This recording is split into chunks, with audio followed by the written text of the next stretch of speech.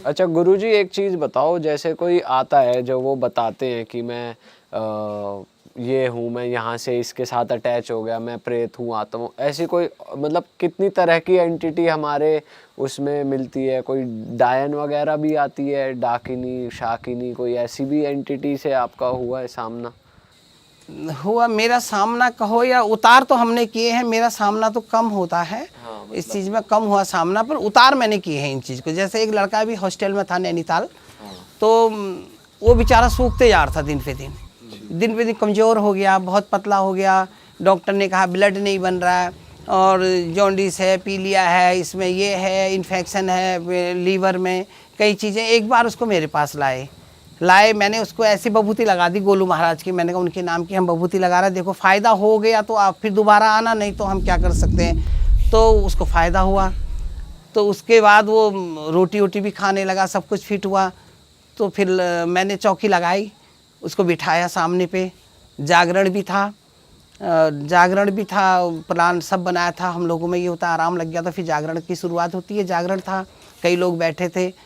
तो जब हम खेलने लगे, हमारे पास गोलू महाराज की और गंगनाथ जी दो हुए हमारे पास, दोनों का जब अवतार हुआ तो एक मेढक का रूप दिखा हमें। मेढक का रूप दिखा तो वो ही मेढक बन के उसके बाथरूम में रहता था एक। अच्छा। बाथरूम में रहता था। अब वो पता नहीं, उनने कहा पता नहीं ये है ऐसे, क्या है क्या नहीं है। तो मैंने उससे पहले कहा था कि तू एक तागा बांध देना जब ये तुझे वो ये कहता था कि मेरे पास एक रात को एक वाइट कलर की उसमें एक लेडीज आती है और बैठती है, बातें करती है। अब क्या है क्या नहीं था ये मुझे नहीं ज़्यादा पता। मैंने कहा तू जो भी आती है उसके तू एक डोरा बांध देना। तो उसने पैर में डोरा बांधा, उसके पैर में डोरा बांधा, धागे की रील छोड़ता रहा तो बाथरूम तक पहुंच गया। सुबह देखा तो मेढक के रूप पे वहाँ था। तो वही मेढक के रूप पे मेरे पास आई। तो जब हमने खेले तो वो कहने लगी कि मैं, और रूप बदलने लगी, कभी आंखों से ब्लड निकाल देना, कभी मुंह से जीभ से ब्लड निकाल देना, कभी बालों को फैला के खेलना, इस टाइप के खेलने लगी। फिर हमने बहुत कोशिशें करी। चिमटे हम लोग डालते हैं चूल्हे के अंदर, चिमटा डालते हैं, लाल करके हम लोग चाटते हैं उसको। जब हम लोग पे देवता खेलते हैं उसको चाटते हैं, फौड़ी डालते हैं। और गौमूत्र हमारे यहाँ पवित्र होता है, हम किलो के हिसाब से पी जाते हैं उसको हम, वो एंटीबायोटिक भी है से, और किडनी के लिए फ़ायदे के लिए। अब देखो रामदेव उनने बता रखा है कि ये अच्छा है और एंटीबायोटिक है, इससे फ़ायदे हैं। और वो किया, फिर उसको खेल के उसको अवतारित करवाया, अवतारित करा के फिर माफ़ी मांगी उसने, फिर अपना रूप धारण किया। फिर उसको हमने जार में बंद करके ऊपर से कील मार के फिर शमशान में 3 फीट नीचे दबवाई। तो वो दिन है, ये दिन है। वो लड़का अभी ठीक है, फिट है। और अभी अब वो कहता मैंने अब तो नहीं कोई मेढक आ रहा। बोला नहीं पंडित जी अब कोई नहीं आती मेरे पास। तो गुरुजी, जो आप कह रहे थे मेंढक रूप बदल रहा है, वो आपके जब आप ध्यान में थे तब आपके सामने था या वो उसी बच्चे नहीं, के रूप जब हमने जागरण शुरू करा, जब ढपली बजी, जागरण हुआ, अंगीठी जली और चारों तरफ से उसको घेरा गया, उसको भागने का मौका नहीं दिया कहीं से भी। उसको हमने चारों तरफ से दरवाजे बंद नहीं करे, खाली घेर दिया उसको। उससे हमने अपनी मंत्रों से घेर दिया। मंत्रों से घेरने के बाद वो हिल नहीं पाई कहीं को, तब उसे अवतार लिया। नहीं तो कभी वो छुप जाती, कभी कहती मैं देवी हूँ, कभी कहीं मैं ये हूँ, कभी कहीं वो। बहुत देर में जब जागरण लग के चिमटा अंगीठी में डाला, जब लाल करके हम लोग चाटने लगे, तब जाके उसका अवतार हुआ। तब जाके बोली कि मैं ये हूँ और मैं यहाँ से आई हूँ और मुझे ये अच्छा लगा, मैं पहले ये थी वो थी। उसे सारी अपनी बातें बताई। बताने के बाद मान भी गई और हमने उसको कोई नुकसान नहीं पहुँचा, बाइज्जत हमने उसको रिहा कर दिया। और कसम रसम करवाते हैं हम लोग उसकी। जैसे मोमटनों में है, फांसी दिलाते हैं, बड़ी सरकार इनकी होती है बदायूं मेरठ, वहाँ पे दिलाते हैं। पर हमने ऐसे नहीं, हमने उसको अपने हिसाब से, अपने मंत्रों से उसको हमने जहाँ पहुँचाना है वहाँ हमने उसको पहुँचाया। आप कसम दिलाते हो कि दोबारा तंग नहीं करेंगे? नहीं, कसम नहीं होती है, कसम नहीं होती है, मंत्र से ही बंधन होते हैं, उसका हिस्सा दिया जाता है। जैसे कई लोग बलि देते हैं, मैंने बलि तो दी तो है पर मैंने करवाई नहीं अपने हाथ से कभी। जैसे खिचड़ी देना है और उसके साथ पंचफल, पंचमेवा, पंच मिठाई और ये चीज़ें दे के उसके कीलें गाड़नी पड़ती है, उसकी क्रिया होती है, उसको बंधन करके कि दोबारा किसी पे अटक ना करे। अच्छा। और गुरुजी जैसे और भी पावरफुल ये नेगेटिव एनर्जी होती है, ऐसे कहा जाता है मसान हो गए या छलावा हो गए, ऐसे किसी से भी पाला पड़ा मसान है? तो हर जगह पे है, जैसे क्या बेताल घाट के मसान है कि वहाँ पे, और ब्यानधुरा पे मसान है, वो संगलों से बांधे हुए हैं। वो कहते हैं जब करवटें बदलते हैं तो संगलों की आवाज़ आती है। और जिन पे ये देवता कई प्रकार के, जैसे जिन पे ये चीज़ें आती हैं, ब्यानधुरा बाबा हैं और ये बेताल विक्रम, ये चीज़ें आती हैं, उनके सामने ये चीज़ें तो टिकती नहीं हैं। और भी शक्तिशाली देवताएं हमारे उत्तराखंड में एक से एक हैं, बहुत बड़े बड़े हैं, जो आमने सामने परिचय भी कर देते हैं, बता भी देते हैं हमें और भगा भी देते हैं। उत्तराखंड में कितने प्रकार के देवी देवता हैं जो बहुत पावरफुल है?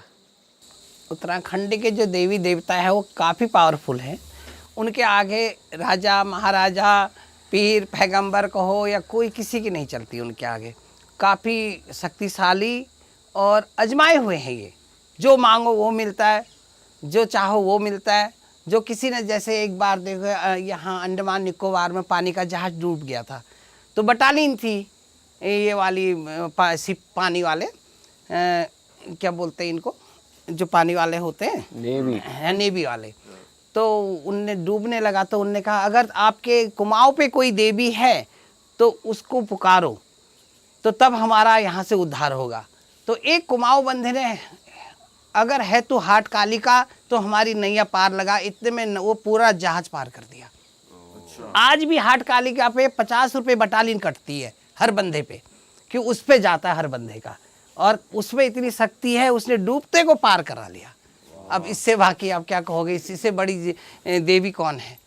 इतनी शक्तिशाली देवियां हैं, जो मांगो वो मिला। इनका ज़्यादा बड़ा मंदिर नहीं है, इनकी कृपा और इनकी महिमा इतनी ऊंची और इतनी आगे है कि परिक्रमा जितनी करो, जितना कहो वो भी कम है। गुरुजी, आपकी जैसे आपके शरीर पे देवी देवता प्रवेश करते हैं, तो आपके क्या नियम है? आप थोड़ा बता सकते हो अपने रूटीन और नियम के बारे में? आपको क्या क्या फॉलो करना पड़ता है, और अगर नहीं करा तो क्या दंड मिलता है आपको? देखो, ये बात बहुत बड़ी है और उटपटांग भी है, और कुछ लोग मानेंगे इस बात को, कुछ नहीं मानेंगे। मेरे ऊपर नहीं, जो भी हमारा उत्तराखंड का बंधा देवी पूजा करता हो, पंडित हो, पुजारी हो, इसको हम लोग डंगरिये भी कहते हैं, और ये चीज़ है, तो उसने सुबह स्नान करना बहुत ज़रूरी है। हालांकि स्नान तो सबके लिए ज़रूरी है, पर ये पूजा पाठ वालों के लिए बहुत ज़रूरी है। और भोजन अपने हाथ से बनाना है, खाना अपने हाथ से खाना है। और जो हमारे यहाँ घर पे लेडीज है, अपनी अर्धांगिनी जो 7 दिन उसका पीरियड्स होता है, उसके हाथ का नहीं खाना है। 5 दिन तक उसको किचन पे नहीं घुसना है। 7 दिन तक घर पे जोत नहीं जलेगी। जिसकी अगर अर्धांगिनी पीरियड से है तो उसका पति भी अशुद्ध माना जाता है, वो भी पूजा नहीं कर सकता है, और उसको घर से अलग रखा जाता है। और अगर जो इस नियम का नहीं कर, और सूतक हो गया, सूतक बोलते हैं कि मौत को, बिरादरी जो मुंडन वाले होते हैं, उसमें अगर किसी की एक विकेट गिर गया तो 45 दिन तक वो लोग पूजा पाठ, मंदिर पे जागरण, घर पे न प्रसाद ले सकता है, न दे सकता है, न पूजा कर सकता है।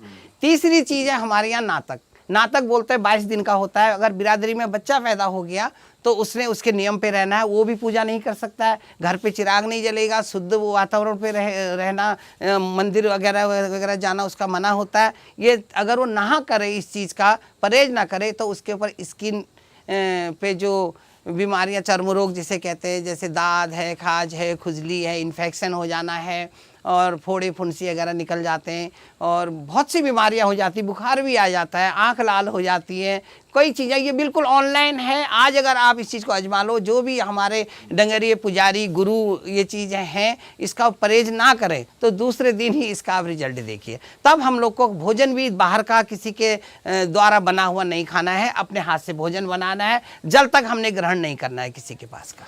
अच्छा, ऐसा भी होता है गुरुजी, जैसे आपके पास कोई आया, उसके ऊपर कोई नेगेटिव एंटिटी या नेगेटिव एनर्जी थी, और फिर उसको आपने ठीक कर दिया, उसके बाद भी आप उसको कुछ नियम कानून दे रहे हो कि तेरे को अब ये फॉलो करना है, उसके ऊपर भी आप कुछ उपाय डालते हो? नहीं, जब वो चीज़ छोड़ दी तो फिर तो आम आदमी, उसको तो फिर आज़ाद है, फ्री है, वो तो हिंदुस्तान आज़ाद हो गया ना। फिर तो उसको कोई किसी की दबाव उसके ऊपर कोई बाधा या कुछ वो नहीं, आप कुछ नहीं रही। हाँ, दोबारा से वो कहीं कोई दूसरी चीज़, वो चीज़ नहीं पकड़ेगी उसको, वो हमारी गारंटी होती है, वो चीज़ नहीं पकड़ेगी। और उसको आप कुछ धागा या कुछ देते हो ना कि ना ना, कोई धागा पास ही धूगा ना हम आए? नहीं बांधते, धागा धूगा कुछ नहीं, ना धागा ना, हाँ ये हमारे इसमें जनेऊ होता है, जनेऊ जरूर पहनना होता है, और धागा धूगा हम नहीं बांधते। वो तो धागा ये तंत्र मंत्र वाले, तांत्रिक वाले, जिनने क्रिया कर रही होती है, जैसे किसी की प्रॉपर्टी बस में कर देना है, किसी की जायदाद बस में करनी है, वो मंत्र करके पैसों का बिजनेस करके अपने आप पे वो कर देना, बोला हाँ तुम्हारे सारे काम बना देंगे, आप ये करो वो करो, धागा बांधो, लौंग बांधो, और इधर इधर को वो करो। ये नहीं, लौंग हमारा कोई खर्चा नहीं है, सिर्फ एक राख मैंने बताई, हम एक बभूति उसको बोलते हैं, राख से ही सारे काम करते हैं, सारे काम राख ही करता है, सारे काम राख से शुरू होते हैं और राख से समाप्त होते हैं। जब कोई आपके पास आता है गुरुजी, तो आप पहले उसे राख लगाते हैं, अगर उसके अंदर कुछ होता है तो वो आपको सामने आ पहले जाता हम है? उसको साफ, पाक उर्दू का शब्द है पाक, तो हम उसको साफ करते हैं, जैसे उसके हाथ पांव धो के आओ, उसके बाद गौमूत्र गंगा जल, इससे हम उसको पवित्र करते हैं, सर पे छींटा मारा या पिलाया, ठीक है। तो वो तो अगर तभी खेलने लग जाते हो? जी, उसमें दो होती है। अगर हिंदू धर्म की हवाई भी कई प्रकार की होती है, हिंदू धर्म में भी है, सिख धर्म से भी है, ईसोवासी से भी है, और ये मोमटन शक्तियाँ भी, वो हवा कहते हैं, ऊपरी हवा का कहते हैं। अगर वो मुसलमान शक्ति है या हवा है तो वो गौमूत्र नहीं लेगा, तो उससे हम पहचान कर लेते हैं कि ये हिंदू नहीं है, ये दूसरे धर्म का है। उसका उपाय हम दूसरे हिसाब से करते हैं, वो हम नहीं बताएंगे। और वो गंगा जल भी अवॉइड करते हैं? नहीं लेगा गंगा जल, और हमारी जो चीजें से हम पवित्र होते हैं उससे वो लोग नापाक हो जाते हैं, जिससे हम पाक होते हैं तो उससे वो लोग नापाक हो जाते हैं। उस चीज से हम ये पहचान कर लेते हैं कि हमारे पास अभी कौन सी शक्ति चल रही है, हिंदू चल रही है या सिख चल रही है या मुसलमान शक्ति है, क्या आ रही है, हम उससे पहचान इसी से कर लेते हैं। और कई जगह एक बार हुआ था, एक लड़का था, इधर रैखाल बोलते हैं गाँव में, छोटा सा गाँव है, वो लड़का 6 में पढ़ता था, तो वो कभी पागल हो जाना, डंपर चला देना, कभी घर पे मार तोड़ करना, कभी कुछ भी, मतलब ऐसी हरकतें करने लग गया। तो उसके बाद कई जगह घुमाया, डॉक्टर ने देखा, किसी ने साइको बोला बरेली ले जाओ, डॉक्टर आजकल तो दवाइयाँ देते ही हैं हर चीज़ का। अब बुरा तो डॉक्टर को भी नहीं कहना चाहिए, हमारी फैमिली से भी कई डॉक्टर हैं, उनसे कहते हैं कि वो डॉक्टर तो मर गया नहीं कहते, सीरियस डेथ नहीं बोलेंगे, वो बोलेंगे कि सांस लेना भूल गया है, ठीक है। डॉक्टर ने तो सीधे कहना है कि सांस लेना भूल गया, तो वो उसने कुछ भी दिया, उससे फ़ायदा नहीं हुआ। तो लास्ट में मेरे पास लाए, वो अभी भी है बच्चा, लाए, बातें करी, तो उसके बाद हमने जागरण का प्लान लगाया, वो बभूति पे नहीं आया, हमने जागरण का प्लान लगाया। उसमें जो थे, हम लोग 3 थे, एक गोलू महाराज के गुरु थे, एक गंगनाथ जी के गुरु थे, एक देवी माता जो हमारी है उसके गुरु थे, लेडीज़ थी, बुजुर्ग माता थी। जब चौकी लगाई, उसको बिठाया गया, तो वो हमारी मजाक बनाने लगा, बोला कि ये कौन है, क्या है, ऐसे क्यों बिठा दिया, और हमें क्यों बुला दिया, हमें क्यों बिठा दिया, ऐसे मजाक बनाने लगा।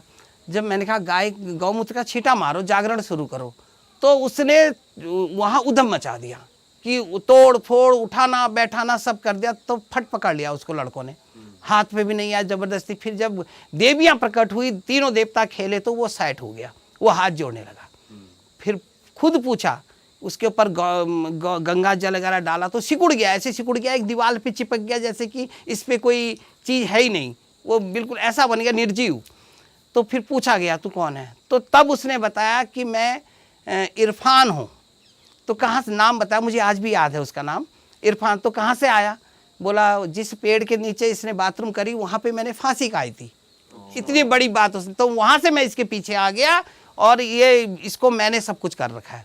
वो कव्वालियाँ गाने लग जाता था, डंपर चलाने लग जाता था, ऐसी हरकतें करता था कि जैसे कि अब हम कह नहीं सकते, मतलब एक छोटा सा बच्चा था वो, मतलब बड़ों से भी ज़्यादा एक कातिल की तरह हरकतें करता था, जैसे एक कातिल होता है। तो उससे बचते थे, माँ बाप पेरेंट्स से परेशान हो गए। तो फिर लास्ट में पूछा, तू क्या चाहता है, चलो ठीक है, इसने कर दिया, अब इसका उपाय भी तो है, बता तो दिया हम लोगों ने, या इसने बता दिया, इसका उपाय क्या है। उसने कहा कि इसका उपाय क्या खाएगा।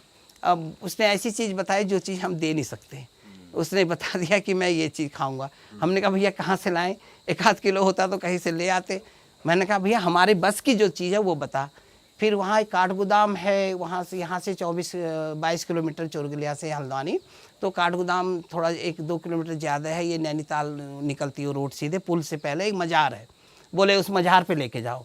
तो मैं उसको वहाँ लेके गया, तो वहाँ पे खड़ा किया, उसके पेरेंट्स थे, मैं था, मेरे साथ और भी गुरु माताएं थी।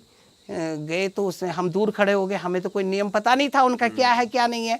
तो उसने वहाँ जाके, मैंने कहा भैया तू जो भी है तू यहाँ पे उसके वहाँ जो उनके मस्जिद के वो गुरु थे उनको बुलाया। उनने जैसे उल्टे पैर धोए, उल्टे करके मुंह धोया, ऐसे उल्टे हाथ धोए, बोला मैं जा रहा हूँ, कसम खा, और वो कुरान के ऊपर हाथ रखा, फिर एक हरी रंग की चादर दी, अगरबत्ती की वो पैकेट दी, और एक इत्र होती है लोगों की, इत्र दी उसमें, और गुलाब के फूल दिए, और कसम करवाई, और वो फिर छोड़ दिया उसने। बोला हमें गोश्त के पैसे देके जाओ। वो गोश्त के हमने पैसे दिए, हमें पता नहीं गोश्त क्या है क्या नहीं, हम तो जानते नहीं है। बोले इसी चीज़ के लिए हम तर ये जाएंगे। उसी ने डिमांड रखी ये है डिमांड अंदर? उसी ने रखी, हमें नहीं पता गोश्त क्या होता है क्या नहीं होता है, तो इसीलिए मैंने कहा कि हम बता नहीं पाएंगे जो चीज़ उसने मांगी, हम वो कह नहीं पाएंगे उस चीज़ को। वो मांगी उसने और हमने वहाँ दिला दी। हमने कहा हम ला नहीं सकते, हम पेमेंट कर सकते हैं, उन्हीं ने करा, उसके पेरेंट्स ने। आज ठीक है लड़का बिल्कुल, उसको छोड़ने के बाद भी वो फिट है। अच्छा गुरुजी, अभी जब शुरुआत में आपने एक बात कही थी कि कई बार तो नेगेटिव एनर्जी होती है जब आप उतार के उसको खिचड़ी वगैरह चढ़ा के करवा देते हैं। कई बार आपने कहा कि देवी देवता भी हावी हो जाते हैं किसी पे, तो उनको स्थान दिया जाता है। तो वो कौन से देवी देवता होते हैं जो किसी पे अगर हावी हो गए तो नुकसान करते हैं? तो वो उनके बारे में कुछ बताओ। देखो, देवी देवता नुकसान नहीं करते हैं। देवी देवता ये है कि वो अपनी याददाश्त को ताजगी कर देते हैं। जैसे हमारे पुराने बुजुर्गों ने, मैंने कहा कि हम राजस्थान के हैं ना, तो वहाँ हमारे तिरुपति बालाजी थे, वो हमने छोड़ दिए। अब देखो, आप हो, एक छोटे से एग्जाम्पल है, आप जैसे चोरगलिया पे आ गए तो यहाँ पर भी कई मंदिरें हैं, कई अच्छे खासे शिवालय बने हैं, अच्छे अच्छे मंदिर है। आप यहाँ के स्थायी हो जाओगे तो उनकी पूजा करने लग जाओगे, तो आप दिल्ली वालों को छोड़ दोगे। हाँ। तो वही हमारे साथ हुआ, या वही देवताओं के साथ होता है। जैसे पुराने देवता छूट गए तो अपनी घर की चीज़ें छूट गई। जैसे आपकी मम्मी तो भूखे है और हरिद्वार पे जाके आप माइयों को भोजन करा रहे हो, तो आपकी माताओं का मन क्या होगा?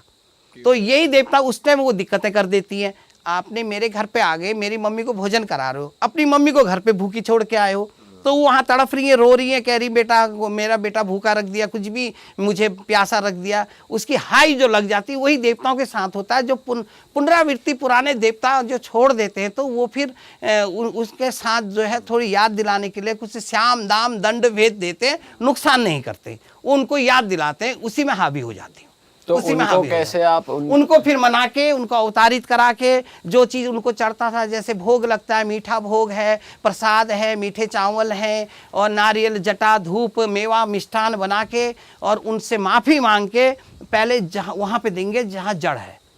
जैसे आप दिल्ली के हैं तो आप वहाँ पे दोगे पहले, अब यहाँ रहने लग गए तो फिर जाके यहाँ पे होगा। तो उनको इस ढंग से मनाया जाता है। और जो भी ये पितृ देवता पितृ होते हैं, इनको हरिद्वार और वो भी पंचनारायणी शिला में तारण करते हैं। और जो पूरी उम्र खा के जाता है उसको गया पे करते हैं। वो भी नवमी में माँ का होता है, पुष्कर में बाप का होता है। और जो ये नेगेटिव आत्माएं हैं, ये प्रेत हैं, इनको हम न हरिद्वार न इनको इन गया में, इनको खाली ऐसी जगह पे देते हैं जैसे खंडर है, नदी है, नाले हैं, कोई पुराने टूटे हुए घर हैं या चौराहे हैं, इन जगह पे इनको उतार देते हैं। ओके। अच्छा गुरुजी, एक चीज़ और हम ऑफ कैमरा बात कर रहे थे, एक ऐसी एंटिटी से, एक ऐसी नेगेटिव एनर्जी से आपका सामना हुआ था जहाँ एक लड़की इतनी परेशान थी कि उसके साथ सेक्सुअल एक्टिविटी हो रही थी बहुत ज़्यादा। तो मैं चाहता हूँ आप केस बताओ, उसमें क्या हो रहा था, आपने कैसे उनको फ्री करा, क्या क्या हो रहा था उस फैमिली में?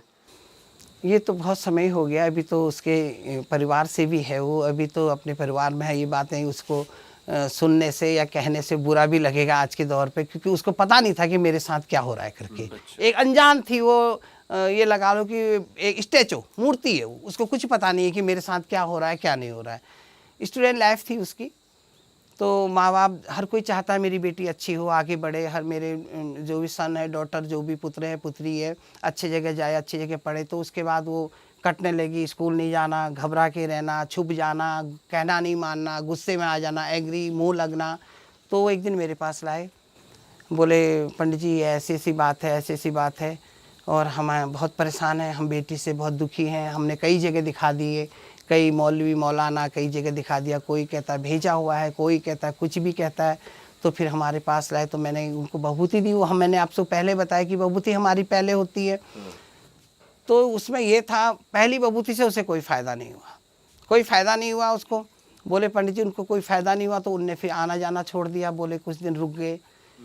तो उसके बाद जब रुक गए, कहीं भी नहीं गए, उन्होंने कहा छोड़ दिया हालातों पे, तो वो रात को जब सो जाते थे तो उनकी बेटी थी, जवान थी, जो भी थी बेचारी, हमारी भी बेटी है वो, उसको दरवाज़ा बंद करके, दरवाजे लॉक खोल के, शटर खोल के, पर्दा लगा खोल के, वो ठीक 12:10 या 12:01 के टाइम पे, 12 के बाद ही उसको बाहर ले जाके उसके साथ जो भी होता था वो बताते थे। उसकी मम्मी बताती थी मेरे साथ कि मुझे बताती थी कि ऐसा हुआ सुबेरे। और जब वो आती थी अपने हाथ से ताले, लॉक, चैनल, शटर खोल के जाती थी और सुबह वहाँ पर लेटी हुई बेहोश हालत में मिलती थी। बेहोश हालत में मिलती थी। और उसके साथ ज़्यादा तो मैंने कुछ नहीं पूछा होता था या नहीं क्या होता था, क्या नहीं होता था। और फिर वो जब होश में आ गई तो सारी बातें बताती थी कि मुझे ऐसा हुआ मेरे साथ, उसने रूप बदल के ये किया वो किया। तो फिर मेरे पास लाए, उन्होंने कहा पंडित जी 1 महीना हम परेशान हो गए, इसको कोई फ़ायदा नहीं हुआ। तो कई ताबीज़ें उसके गले में बंधी थी, कई उसके कमर में धागे बंधे थे, कई डोरे बंधे थे उसके। और कई लोगों ने हो सकता है कि मुर्गे बकरे भी खाए हो कि इसमें नेगेटिव आत्माएं हैं करके, ऐसे भी छल कपट बहुत चलता है इन चीज़ों में। ये किया, ये करने के बाद कोई फ़ायदा नहीं। तो आए तो उसके बाद हमने उन पर जागरण, हमारा मेन होता है फिर जागरण। जब कोई आत्मा उस पर या कोई दवाई दुआ काम न कर रहा, हम लास्ट में जागरण करते हैं। हमने वो जागरण शॉर्ट होता है, 1-2 घंटे का होता है। वो प्रेत, वो मरीज के ऊपर बात है। वो जितनी उनके घर पे होता है, आपके आश्रम? उन्हीं के घर पे होगा। अच्छा। उनके घर पे, हमारे घर पे नहीं होता। हमारे घर पे तो बैठक होती है। अच्छा। बैठक होती है, वहाँ पे तो एक्सरा होता है कि इस पे क्या है, क्या करना है, क्या नहीं करना है, और उसका ट्रीटमेंट और उसका इलाज उसी के घर से शुरू होगा। वहाँ पे जब उसको किया तो वो भागने लगी, वो आई नहीं, पकड़ के वो सुबह से गायब हो गई क्योंकि आज जागरण लग रहा। तो फिर बड़ी मुश्किल से हाथ पाथ जोड़ के मना के उसका बुलाया गया। तो उसके बाद उसने कभी ऐसी हरकतें करने लगी, कभी आग में पानी डाल दे, कभी जागर वालों पे पैर चला दे, कभी हाथ चला दे, और कभी मतलब ऐसी हरकतें करेगी जैसे लोग चिढ़ के मारे चले जाएं कि हमने नहीं करना आपके घर पे कुछ भी, या ऐसे शब्द बोल देगी कि हमने नहीं करना है। और वो अच्छी खासी लड़की है, पढ़ रही थी। अब देखो लोग कहने लगे ये ढोंग कर रही है, ये बहाना कर रही है, इससे कोई मिलने वाला आता है, कोई बात करने वाला आता है, कोई इससे मिलना चाहता है, और ऐसे करके उसको बदनाम कर दिया।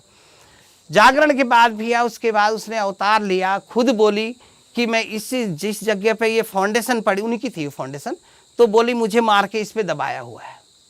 अच्छा। वो एक जेन से था, आदमी जेन था। से था, वो जेन से दबाया हुआ था। और उसने मैटर भी बताया कि गर्लफ्रेंड बॉयफ्रेंड का हमारा मैटर था, मैं चाहता था, और ये लोगों ने हमारे साथ ये किया। अब पता नहीं पीढ़ी कितनी पीढ़ी थी, ये इस पीढ़ी उस पीढ़ी कितनी पीढ़ी थी। तो उसने फिर वहाँ पे तुड़वाई गई जगह, ये देखो ना, मार्क ऑफ इंटरोगेशन ऑफिसर्स की बात तो ये है कि वो फाउंडेशन तुड़वाई। ये तो एक तो कहावत होती है कि ये होता है, हुआ है। फाउंडेशन ऑनलाइन तुड़वा के हम लोगों ने खड्डा करवा के जेसीबी से वहाँ से उसकी हड्डियाँ निकाली। अच्छा। हड्डियाँ, नया लड़का था, उसने अपना उम्र भी बताया, रंग भी बताया। हिंदू था वो लड़का, हिंदू था, और उसमें था कश्यप में था वो लड़का। कश्यप पता नहीं क्या होते हैं, मुझे नहीं पता, खुद बोला कि कश्यप हूँ। फिर वो हड्डियों को हमने बोरी में भरा और किसी एक अज्ञान आदमी से कश्यप जाति का ढूंढ के हरिद्वार पे उसकी हमने चित्र में वो चिता में वो करवा के हमने उसकी अंत्येष्टि कराई। और उसका पीपल श्राद्ध हमने किसी के भरोसे छोड़ दिया। हमने कहा भैया पंडित जी आप लोग करो, हम नहीं करेंगे इसका, क्योंकि ये हमारे परिवार का नहीं है, हमारे उसका नहीं है। जगह हमने खरीदी है और उसको वहाँ से उठा के दूसरी जगह किया। वहाँ पर जेसीपी से आधी ट्रॉली हमने मिट्टी डलवाई और उसका उद्धार हमने हरिद्वार जाके कुसा घाट पे करवाया, नारायणी कुसा घाट पे करवाया। वहाँ पे दूसरी मिट्टी डाली, तब फिर लड़की के ऊपर से, उस कन्या के ऊपर से हमने खिचड़ी, सामान, उसके जोड़े, जेन से कपड़े दिए उसको हमने, दे के उसको हमने नदी पे पहुंचा दिया, जहाँ की उसको कसम करवाई, रस्म करवाई और उतार करवाया, उसका बंधन करवाए। आज भी वो फिट है, वो भी फिट है, घर भी बना है, परिवार भी है, सब कुछ है, आज भी चल रहा है। अब कुछ नहीं होता, अब कुछ नहीं होता उससे। तो वो उस लड़की पर ही क्यों आया था, उसका एग्जैक्ट रीजन क्या था? बस वो वहाँ पे रहती वो थी? मैटर उसका ये था कि लड़की की जो ऐसा होता है ना, जैसे किसी को मरते समय पानी नहीं मिला तो वो पानी ही मांगता है, जिसको भोजन नहीं मिला तो भोजन ही मांगता है। जिसे अगर देखो, आपको पता है दिल्ली में एक केस हुआ था, कांड हुआ था, उनसे पूछा गया फांसी के बाद से पहले कि आपकी अंतिम इच्छा क्या है। वो बलात्कारी थे, उनने कहा हमें एक बार और बलात्कार करने दो। ये होता है कि प्रेत आत्मा जो होती है, जिस कारण मरा होता है वो ही चीज़ मांगता है, वो अट्रैक्शन हो जाता है। आपने देखा होगा, जैसे जानी दुश्मन पिक्चर आपने देखी होगी, ये हकीकत भी है, कहावत भी है। वो दुल्हनों को ही खाता था, जो प्रेत था, भूत था, क्योंकि उसको हनीमून की रात को जहर दे दिया होता है। आपने पिक्चर देखी होगी, सुना होगा, हनीमून की रात जहर दे दिया होता तो वो दुल्हनों से चिढ़ता है, तो जो भी डोली आती थी उसी डोली को उठाता था वो। चलो रे डोली उठाओ कहार पिया मिलन की रुत, ये गाना है उसमें। तो इसी हिसाब से जो जिस चीज़ से मौत होती है जिसकी, जैसे कोई जल के मरा तो त्राई मामू चिल्लाते हुआ खेलता है, वो आत्मा भटक जाती है। डूब के मरा, जल के मरा, बह के मरा, कट के मरा, दब के मरा, एक्सीडेंट से मरा, गोली से मरा और चट्टानों में गिर के मरा, लुढ़क के मरा, इनको अल्पायु अकाल मृत्यु कही जाती है। इनको उसी चीज़ से तारण किया जाता है जो चीज़ इनके, जिस चीज़ से इनकी मौत हुई हो। पर गुरुजी जैसे एक्सीडेंट वगैरह हो जाते हैं और कहा भी जाता है कि जब भी मौत होती है वो जब भी होती है जब लिखी होती है, तो ये प्रेत हवा ऐसे कैसे बन जाते हैं एक्सीडेंट वाले भी? अल्प आयु कहते हैं इसको, अकाल मृत्यु बोलते हैं इसको, अल्प आयु अकाल मृत्यु कहते हैं। ये लिखी होती है किसी की उसमें कि तेरी अल्प आयु होगी। जैसे आपने, हम बैठे हैं 4 लोग, आपने मुझे मार दिया, ठीक है, गलती आपने कर दी, तो आपकी उसमें लिख गया कि तेरी भी अगली जन्म में अल्प आयु होगी, अकाल मृत्यु होगी, क्योंकि तूने दूसरे को मारा है। अच्छा। जैसे रावण ने अपने जमाई को मारा था, सूर्पनखा के पति को, और उससे कह दिया तू सकल संसार पे जा, कोई भी लड़का तुझे अच्छा लगा तो मैं उससे शादी करवा दूंगा तेरी। पर पाप तो उसने करा ना, पहले जमाई को मारने की जरूरत क्या थी? अगर बहन की दूसरी शादी करनी थी तो उसको छुड़वा देता है, तलाक का कुछ उपाय तो उस टाइम भी होता होगा, डाइवोर्स नहीं था तो कुछ और तो होता था।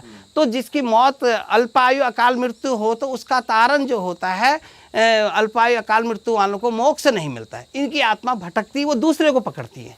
ओके। जैसे आप देखो एक्सीडेंट वाले को कोई बचाता है तो आत्मा उसके अंदर भी आ जाती है, वो बचाओ बचाओ कहने लग जाता है। ये चीज़ें भी होती है। जैसे आग लगाने वाला पहले आग लगा लेता है, उसके बाद वो भागता है कि मुझे बचाओ बचाओ करके। अगर उसकी उसी हालत में मौत हो गई तो वो चीज़ें उसके अंदर गूंजते रहती है।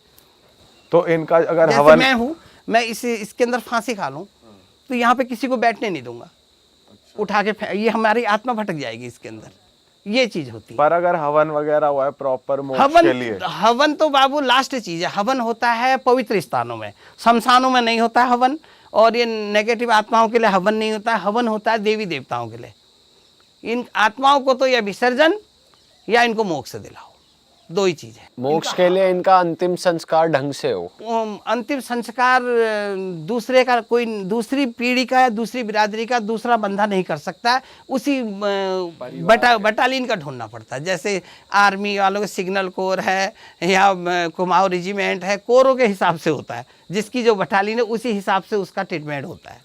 ये नहीं कि अब देखो नेपाल के हैं वो यहाँ आके उसका हम नहीं कर सकते हैं। उसकी बिरादरी का, उसी की परिवार का या उसकी समाज का ढूंढ के, उससे कोई नहीं है तो फिर हरिद्वार में एक नामांकित आदमी ढूंढ के उसी का ब्राह्मण से करवाएंगे। अगर महाराज गुरुजी ऐसा हो कि किसी की एक्सीडेंट में डेथ हो या अकाल मृत्यु अल्पायु जो आपने कहा वो हो, पर परिवार वाले उसके लास्ट वो ढंग से कर दें, तो तब तो उसकी आत्मा नहीं भटकेगी, शांति मिल जाएगी?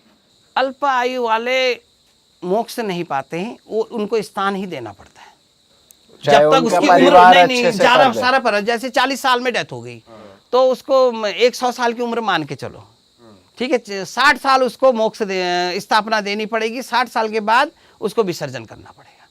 इसमें 2 रीजन है। जैसे कुंवारा है तो कुंवारे वाले के साथ कुछ और होता है, मैरिड वाले के साथ कुछ और होता है। मैरिड हमारे हिंदू धर्म में बीवी एक ही मानी गई है, वो पहली, जिसको बिहाती, जिसके संग फेरे, जिसके मंगलसूत्र या मांग भरी हो। ऐसा नहीं कि आज उसको छोड़ के वहाँ चले जाए, मेरी बीवी है, मुझे छोड़ के आपके पास आ जाए, आपको छोड़ के वहाँ चले जाए, वो मरने के बाद मुझे ही मिलेगी क्योंकि फेरे मेरे साथ हुए हैं। वो 35 जगह भी चले जाए, उसको हिंदी में रखेल बोलते, इंग्लिश में गर्लफ्रेंड बोलते, और हमारी कुमाऊनी भाषा में उसको ढांटी शब्द बोलते हैं, और देसी में उसको धरौना बोलते हैं। इनको दिन में नहीं लाते, रात को लाते हैं।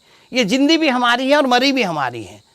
ये जो आपको बताया मैंने, इसमें अगर पति की मौत हो गई तो जब तक पत्नी है तब तक वो हरिद्वार या गया या ऐसे पवित्र स्थानों में नहीं जाएंगे, क्योंकि जोड़े में हर चीज़ होता है। जोड़े में कन्यादान, जोड़े में गोदान, जोड़े में आरती, जोड़े में कोई भी काम हो, शुभ काम जोड़े में होते हैं। तो पति यहाँ नर्क में और पत्नी स्वर्ग में नहीं रहती, दोनों जो है एक साथ रहते हैं। और वो भी ऑनलाइन, मतलब बिहाती होनी चाहिए, ये नहीं कि मैं आपके पास आ जाऊं, मैं आपकी बीवी हूं, आपके पास आ जाऊं, 2 बच्चे यहाँ हो गए फिर आपके पास सीमा हैदर जो है वो नहीं चलेगा। उसकी कोई गिनती नहीं है। सीमा हैदर बोलेगी वो मुझे नहीं क्यों तोड़ा। चलेगा। वो नहीं चलेगा, मतलब जो पहली ही बीवी है वही पति माना गया, वही बीवी मानी गई। तो ऐसा नहीं है गुरुजी कि पति ने अगर अच्छे कर्म नहीं करे तो वो नरक जा रहा है, बीवी ने अच्छे कर्म करे वो स्वर्ग जा रही है। कर्म धर्म तो ये तो ऊपर से बने होते हैं, अच्छे कर्म किससे कहें। देखो हम तो भगवानों पे भी ऑब्जेक्शन ले लेते हैं कभी कभी। धर्म कर्म तो जो है ये किससे क्या कहें, किसने क्या कर्म किए वो नहीं कह सकते। अरे वाह, आपने ये वीडियो यहाँ तक देख ली भाई, तुमने हमारी मेहनत सफल कर दिया। तुम ही लोग हो असली रियल हिट। और अगर आपको बहुत मज़ा आ रहा है ऐसी क्लिप्स में, ऐसी वीडियोस में, तो फटाफट जाइए प्लेलिस्ट पे बिंज वॉच कीजिए और सारी वीडियोस देख डालो और मौज काटो। That is it. हम मिलेंगे नए पॉडकास्ट में, नए क्लिप में। Till then bye bye, see you, take care, do subscribe.